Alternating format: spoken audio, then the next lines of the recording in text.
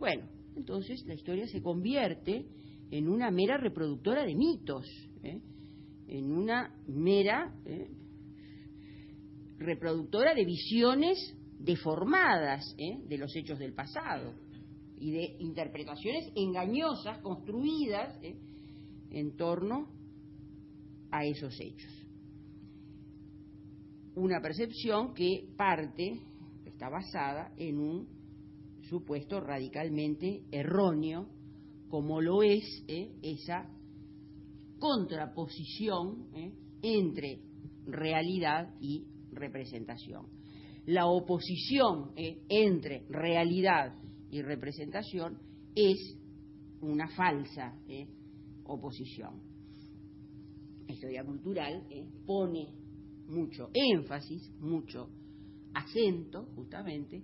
en el postulado, en la premisa de que las representaciones son reales,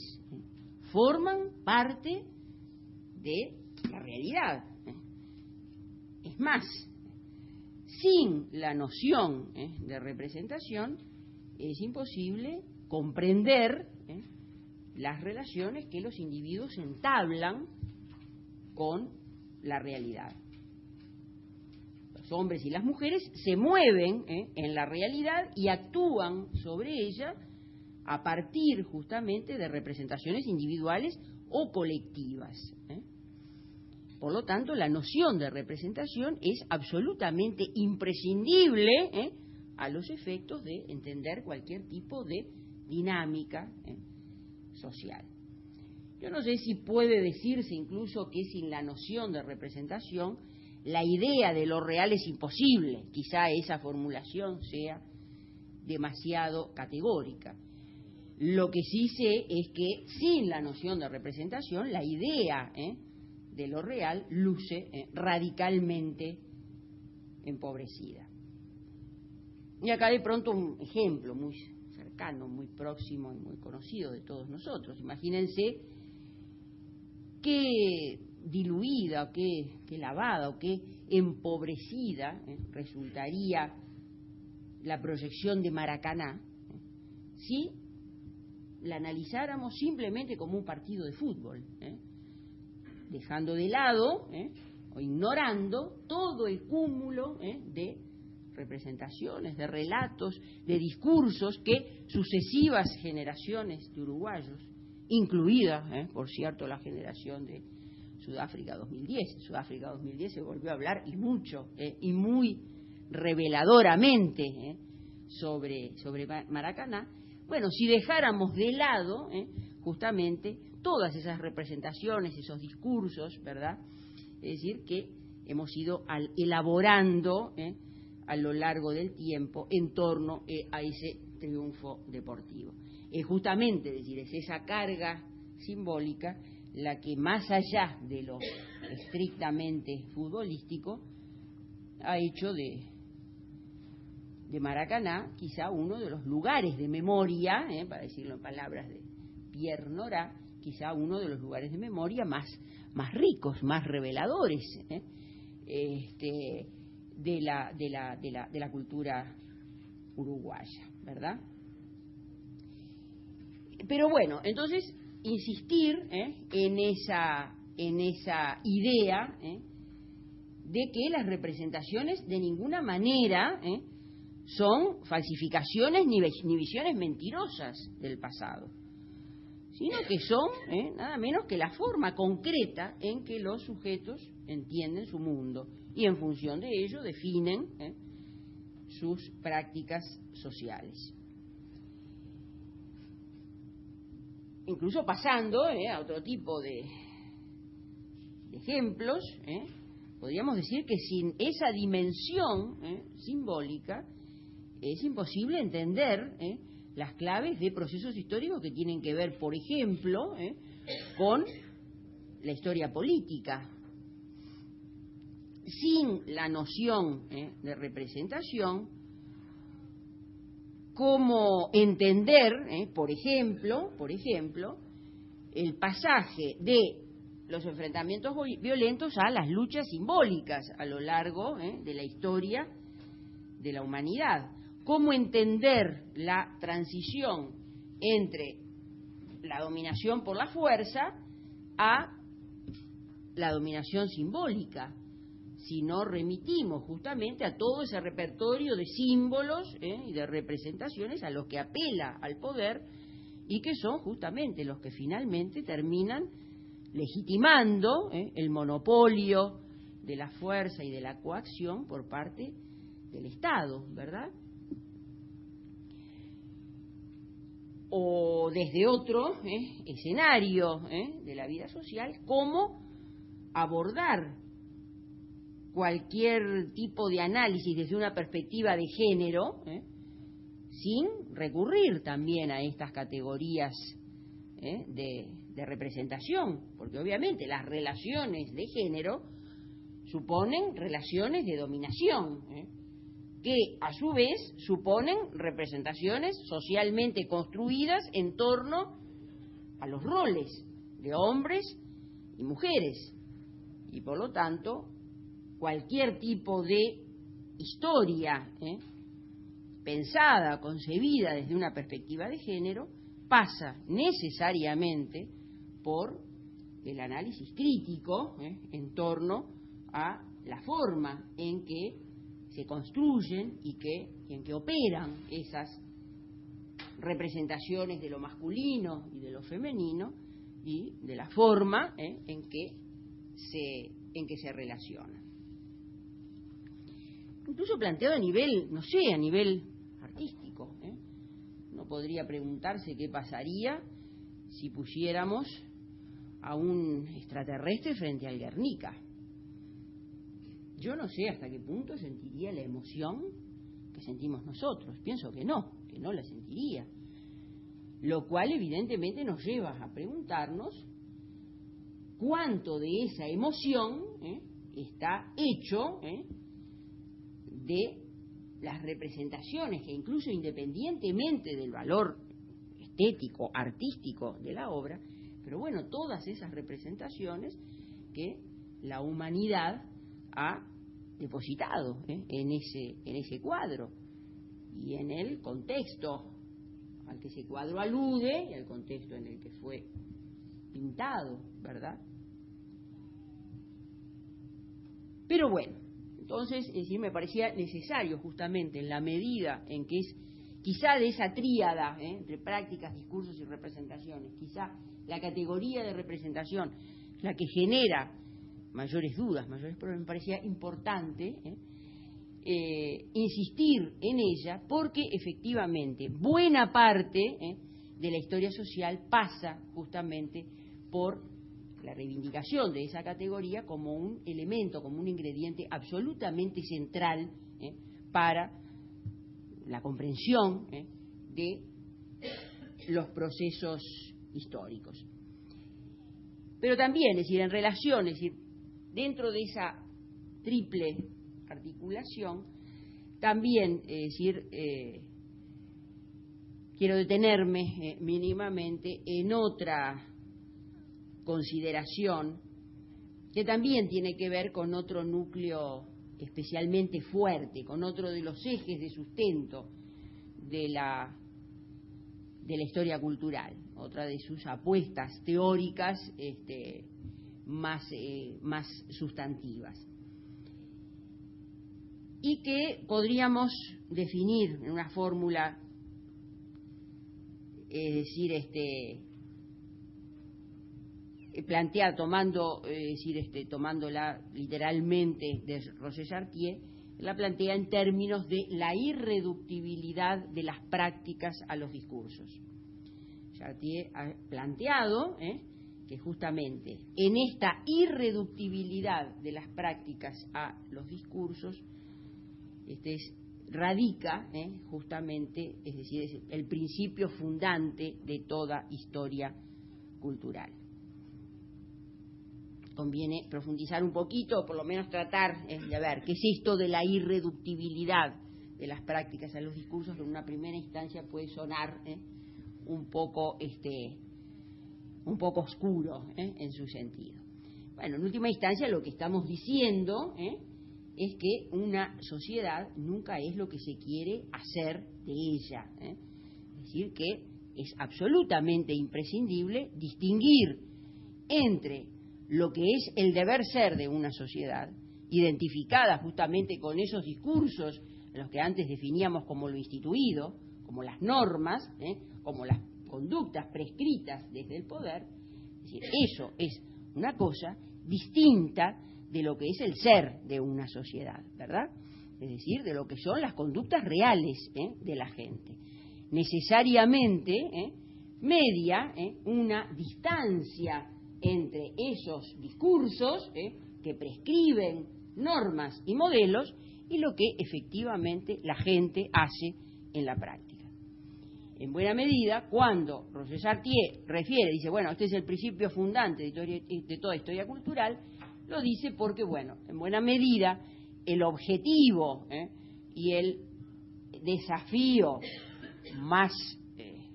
provocativo, más esencial que tiene la historia cultural pasa justamente por el intento, el propósito de medir esa distancia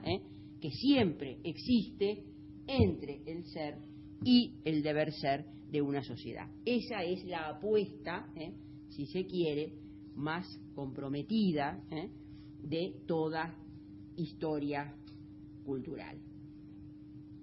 También aquí, es decir, el tema es interesante en el sentido de que introduce otro aspecto que es fundamental dentro de la historia cultural, que es el tema de las fuentes, ¿verdad? Lo que supone justamente para la historia cultural el descubrir, incluso muchas veces hasta construir sus propias fuentes para poder justamente transitar por esos enfoques que muchas veces, es decir, se alejan de lo que han sido los itinerarios más transitados o más tradicionales dentro de la historiografía. El problema de las fuentes es todo un desafío y todo un, y todo un dilema para quien trabaje o que pretenda justamente trabajar desde una perspectiva de historia cultural. Porque, y en relación directa con lo que decíamos antes, las fuentes tradicionales justamente lo que hacen es ponernos en comunicación, en contacto, o darnos cuenta de la documentación normativa. Esa documentación que lo que hace es describir conductas prescritas, pero no comportamientos reales. Y por lo tanto, el riesgo siempre latente de que el historiador o el investigador confunda justamente la lógica de ese discurso con sus efectos sociales, sin tener la posibilidad justamente de medir esa distancia que siempre existe entre ambos. Justamente, es decir, también la elección de determinados temas muchas veces pasa también por los problemas que se plantean desde este punto de vista. Mi interés de pronto, es decir, por transitar el tema de la fiesta y del carnaval, tiene mucho que ver con la percepción, la hipótesis de que justamente en ese escenario es posible ver aflorar determinadas conductas, determinados comportamientos, determinados códigos que de pronto en el mundo del derecho, en el orden establecido, son bastante más difíciles de poder observar, de poder sorprender. Entonces, es algo que me preocupa, me involucra especialmente porque, bueno, de alguna forma está presente dentro de las premisas de las cuales parto, es decir, al abordar determinados temas de mis investigaciones. Pero entonces, bueno, es decir, a esa historia construida desde arriba, desde el poder, la historia cultural le recuerda permanentemente la necesidad, ¿verdad?, de confrontarla con las prácticas cotidianas, que es justamente, es decir, donde muchas veces el discurso fracasa o encuentra sus límites, ¿verdad? Es un tema sobre el que ha insistido mucho Chartier a propósito justamente de ciertas lecturas simplificadoras, las define él, de Foucault, ¿verdad? Es decir, cómo justamente una lectura errónea o simplista de Michel Foucault puede llevar justamente a confusiones en este sentido. Chartier tiene en un librito que se publicó en español en la década del 90 en Buenos Aires con el título Escribir las prácticas, es decir, son 3 artículos donde Chartier analiza el pensamiento de tres figuras claves que son referentes, es decir, no son historiadores, digamos, en sentido estricto, pero cuyas investigaciones y cuyo pensamiento ha resultado clave en los avances, para el avance justamente de la historia cultural. Entonces son 3 artículos referidos a Foucault, a Michel de Certeau y a Louis Morin. En el artículo justamente que en el primero de ellos está dedicado a Michel de Certeau, a Foucault, a Michel Foucault, y pone el acento justamente en este problema, ¿verdad? Es decir, plantea lo que plantea Chartier allí en ese artículo, es que sin lugar a dudas, es decir, nadie podría dudar de que la sociedad disciplinaria de la que habla Foucault configura sin lugar a dudas uno de los discursos fundantes de la modernidad. Sin embargo, agrega Chartier, y aquí leo textualmente porque creo que vale la pena, dice: sin embargo, siempre hay un envés de la historia de los dispositivos disciplinarios, un envés tejido de resistencias, de desvíos, de ilegalidades. Aunque desigual, la partida que se juega